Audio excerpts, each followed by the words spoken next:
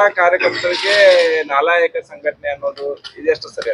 ನೋಡಿ, ಈ ದೇಶಕ್ಕೆ ಗೊತ್ತಿದೆ MS ಎಂತ ಸಂಘಟನೆ ಅಂತ ಹೇಳಿ. ನಾನು ಹೇಳ್ದಲ್ಲ, ಆ ಪಾಕಿಸ್ತಾನದ ಭಯೋತ್ಪಾದಕರಿದಾರಲ್ಲ, ಕ್ರೂರಿಗಳಿದಾರಲ್ಲ, ಅವ್ರಿಗೂ ಈ MS ವ್ಯತ್ಯಾಸ ಇಲ್ಲ.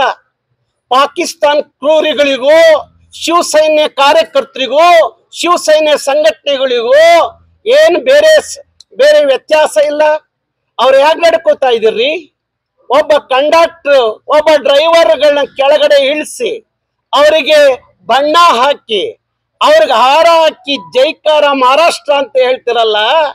ಇಡೀ ಬೆಳಗಾವಿಲಿರೋ ಪ್ರತಿಯೊಬ್ಬ ಮರಾಠಿಗೂ ನಾವು ಹೇಳ್ತೀವಿ, ಈ ನೆಲದಲ್ಲಿ ಕರ್ನಾಟಕಕ್ಕೆ ಜೈ ಅನ್ಸುವ ಕಾಲ ಬೇಗ ಬರುತ್ತೆ. ಅದಕ್ಕಾಗಿ ಹೇಳ್ತಾ ಇದೀವಿ, ಇಂಥ ಪುಂಡಾಟಿಕೆ ಬಿಟ್ಬಿಡಿ. ಅದು ಬಿಟ್ಟು ನೀವು ಕನ್ನಡ ಹೋರಾಟಗಾರರ ಬಗ್ಗೆ ಮಾತಾಡಕ್ಕೆ ನಿಮ್ಗೆ ಯಾವ ನೈತಿಕತೆ ಇದೆ? ಕನ್ನಡಿಗರು ಶಾಂತಿ ಪ್ರಿಯರು, ಎಷ್ಟು ಒಳ್ಳೆ ಜನ ಅನ್ನೋದು ಇಡೀ ದೇಶಕ್ಕೆ ಗೊತ್ತಿದೆ. ನಿಮ್ಮಿಂದ ಪಾಠ ಕಲ್ಸ್ಕೊಳ್ಳೋದು ಹೇಳಿಸ್ಕೊಳ್ಳೋದು ಅಗತ್ಯ ಇಲ್ಲ. ಅವನು ಯಾವನೋ MS ಅನ್ಲಾಯಕ್ ಲೀಡರ್ ಅವರೆಲ್ಲ ಬಾಲ ಮುದ್ರಕೊಂಡು ಕೂತಿದ್ದಾರೆ.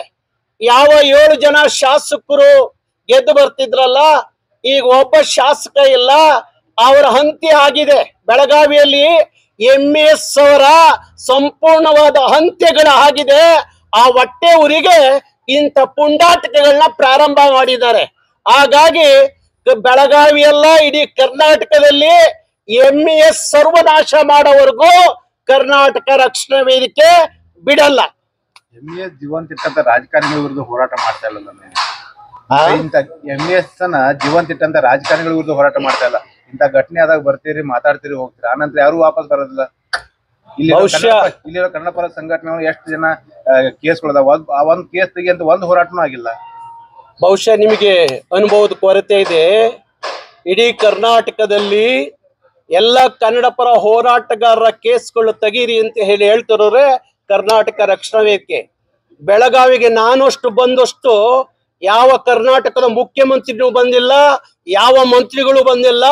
ಅಷ್ಟು ಇಡೀ ಕರ್ನಾಟಕದಲ್ಲಿ ಬೆಳಗಾವಿಗೆ ನಾನು ಹೊತ್ತು ಕೊಟ್ಟಷ್ಟು, ನಾನು ಬಂದಷ್ಟು, ಬೆಳಗಾವಿಯ ಸಮಸ್ಯೆಗಳಿಗೆ ನಾನು ಮಾತಾಡಿದಷ್ಟು, ನಾನು ಸರ್ಕಾರದ ಮೇಲೆ ಒತ್ತಡ ಹಾಕಿದಷ್ಟು ಇನ್ಯಾವನ್ನೂ ಮಾತಾಡ್ಲಿಕ್ಕೆ ಆಗಿಲ್ಲ. ಈ ರಾಜ್ಯದ ಮುಖ್ಯಮಂತ್ರಿಯೂ ಒಳಗೊಂಡಂತೆ, ನಿಮ್ಮ ಭಾಗದ ಮಂತ್ರಿಗಳು ಒಳಗೊಂಡಂತೆ ಉಸಿರು ಬಿಡದೆ ಇದ್ದಾಗ ಮಾತಾಡಿದ್ರೆ ಅದು ಕರ್ನಾಟಕ ರಕ್ಷಣಾ ವೇದಿಕೆ ಮಾತ್ರ. ಕರ್ನಾಟಕ